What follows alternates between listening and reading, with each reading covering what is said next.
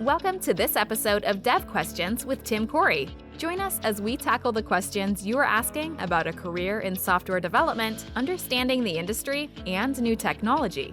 Now, here's your host, expert developer, and online educator, Tim Corey. Why does Stack Overflow hate homework questions?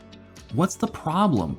Why do they care if it's a homework question or not? That's the question that comes up quite frequently when talking about Stack Overflow or other help sites, where people get frustrated because they ask a question and it seems like they get talked down to, like people are upset with them for asking a simple question because it's not simple to you and you need to know the answer. So let's talk about why people get so upset when you ask questions on Stack Overflow.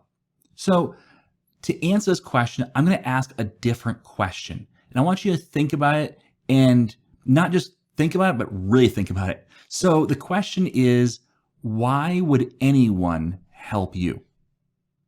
I want you to think and let that set in for a minute. Why would anyone help you? You need to understand why people would help you so you understand why they wouldn't help you. So let's talk about four categories of people. The big four really of people who are helping other people. We're going to use Stack Overflow as our example since that's the most common place to get questions answered.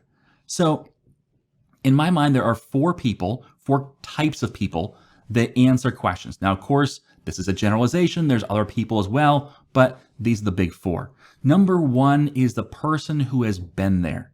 The person who may be a senior developer, they may be further along in their career, maybe even just a year or two down the path, but they have been there before. They've been where you are. And so they see a person who is junior or who is stuck and they go, man, I remember how that feels. I didn't like it. I would like to help somebody else. Okay. That's category number one. The person who remembers what it's like and wants to make it better for someone else because they wish someone else had done that for them. Or maybe someone else did do it for them and they're kind of continuing that trend. That's number one. Number two is the person who fills in the gaps in documentation, who likes to find those things that haven't been answered before and give answers to it. The person who maybe they didn't know the answer to your question, but they're going to track it down, figure it out, and get that answer because they want to be the person that fills in those gaps where maybe kind of trekking into unknown territory no one's gone before. These are the explorers, the people who really want to get out there and do new things.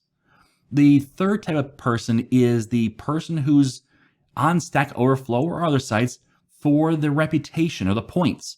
Stack Overflow and other sites have gamified the idea of helping people, which encourages people to help other people. If you post an answer on Stack Overflow and it is accepted, you get points. If people like the answer, you get points. If people even upvote your questions, you can get points. I mean, there's a lot of ways to get points, and these points, of course, mean nothing other than reputation.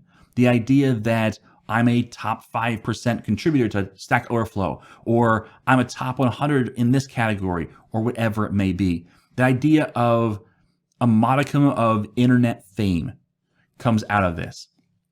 That's the third category of person. And the last category of person is a bit more negative, but it is the person who wants to prove they're smart or smarter than you. And this is where a lot of the negativity comes in, so we'll talk about that in a minute. But those are really the big four categories of people who are there to help you. Now let's talk through your question. Your question may or may not be a homework question, but it's going to sound like a homework question. So we're going to talk about a question as a homework question, even if it's not necessarily. We'll talk about how to make it not sound that way in the future, but let's start with just saying homework question. So you ask a homework question that's very easily found in college or in a boot camp or something like that in an assessment, whether it is build me this or do that. And it sounds very much like it was written by a professor in order to quiz you on something. So the person who has been there before, that person is not going to want to help you because you're cheating. Okay? If you are asking a question that is homework that a professor gave you and is going to grade you on, well, if you get someone else to do your work for you, that's cheating. And the person who has been there has probably been burned by that before. It used to be with certifications, other things like that. You could buy test questions. You could buy the actual questions sometimes, or even close enough to it that you were pretty much memorizing the questions or the answers and getting certifications. That really burned the certification industry as a whole because it became a meaningless certification because you came in and said, I'm big bad certification from Microsoft or somebody else, but you couldn't actually do the job. But you look good, and so you get hired. Or maybe your resume just has things on it that are not really true. Maybe you say you have 5 years experience when you really have 2. And that type of cheating gets people ahead sometimes, at least at first.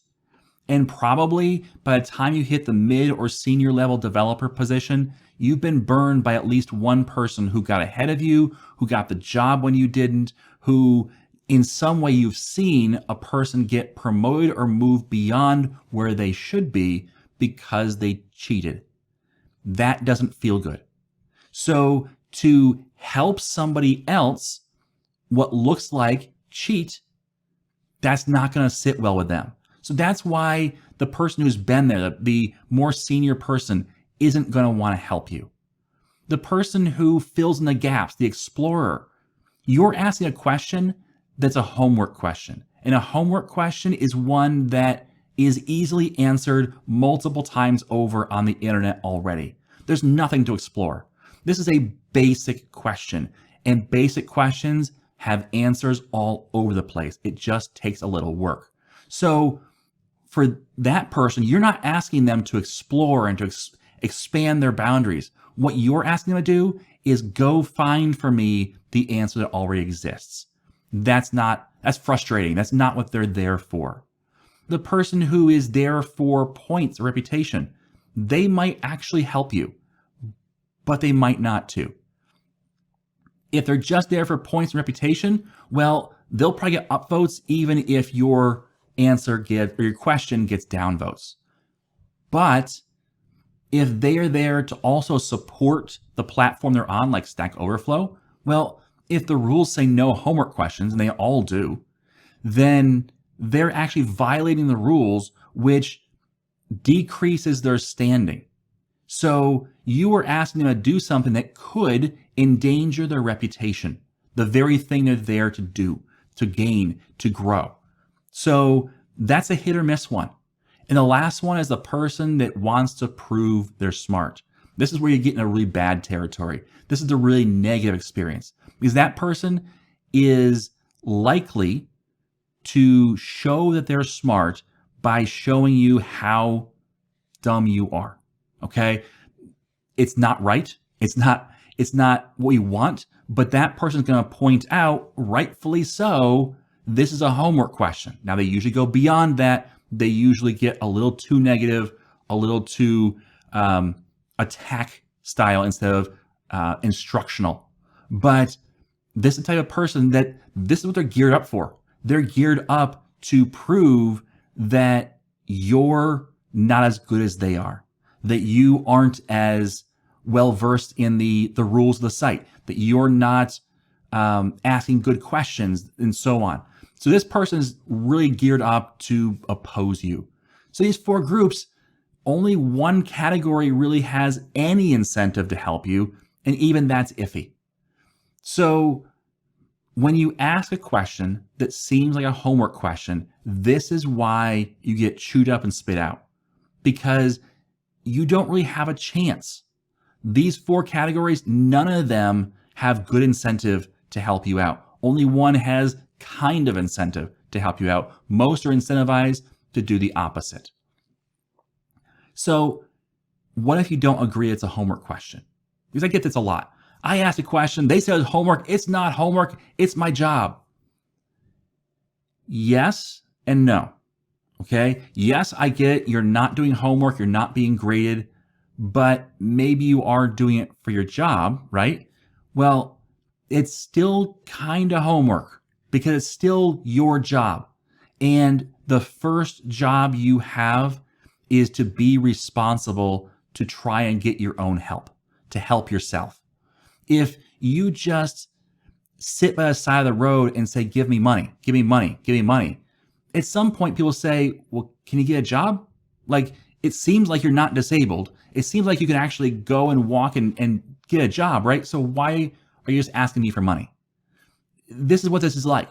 You are just sitting there saying, give me help, give me help, give me help, when it does not appear as though you are doing the work that leads up to getting stuck. Because there's a very big difference between a junior developer who has legitimately done the work and got stuck versus a person who appears to ask the question early. It's fairly obvious because, and this is where you need to communicate well. If the person asks the question and says, here's the things I've tried, here's why it didn't work, here's the places I looked for help and I tried these things and they didn't work either, and here's why, and here's what I'm seeing, and you have a history of all the work you've done, people go, oh, I get it, you're stuck. Maybe you missed something, maybe you didn't know a term, maybe, there's stuff happens, but they'll be more willing to help because the person who's been there goes, yeah, I've been there too. Yeah, everyone misses tuples once in a while, or something like that. That's understandable. The person who fills in the gaps, yeah, they're not going to be real thrilled to help you out, but at the same time, you may be stumbling upon a gap that they can fill in. And if you're not, they may at least go, well, you're trying, here's where I found that. The person's out for points of reputation, they're going to want to help you because you're asking a good question at this point. If you have shown how you've done the work, done the research, and still are stuck. And the person who's out to prove you're smart or prove they're smart, they're going to want to show off that they know the answer. And so they're going to try and post the correct answer. Whether they do it in a proper manner or not, that's often questionable. But the difference between a homework question and a question that is legitimate is how much work have you put into it. Now, obviously, if the question sounds like a homework question, like if you say, in 4 sentences or less, explain the history of tuples, that sounds like a homework question. Same thing with projects. If the question really sounds like a homework question, then even if you do some research, it still sounds like homework. That's where you got to differentiate yourself and say, at my job, I have to do this. And for some reason, this part's not working. Here's what I've tried. Okay, that's the difference. So clearly differentiate yourself from homework. You don't want to ask a homework question on the web because that's cheating. Getting answers, looking on the web, doing research, finding the answers, and using that in your homework question usually isn't cheating. Now, if you just copy and paste someone's work, that's cheating. But if you can take parts and pieces and put it together into a working whole, that's not cheating. So there's a fine line there, especially in programming, especially in development, because we do work off the shoulders of each other. It's not like we're starting from scratch every time, but you definitely don't want to just copy, and you don't want to act like you are asking for a whole thing. Okay. So I hope that clarifies things. I know that Stack Overflow especially, but question sites in general are a touchy subject for people because people have been hurt so badly by them. I get that. And that fourth category of person is out there. Their goal is to prove they're better. And that can be hard and harsh. And these sites have tried to make strides to help with that. But on your end, you can make strides as well in the questions that you ask and how you frame those questions. Okay? So hope that helps. Thanks for listening to this week's episode of Dev Questions. If you want to hear about your questions answer, as long as it's not a homework question, then go to the IAmTimCorey.com, go to podcasts on the link and fill out the form there. Or if you're watching on YouTube, then fill out a comment in the description. Just ask your question and I'll see if I can get to it in a future episode of Dev Questions. Thanks for listening. And as always, I am Tim Corey.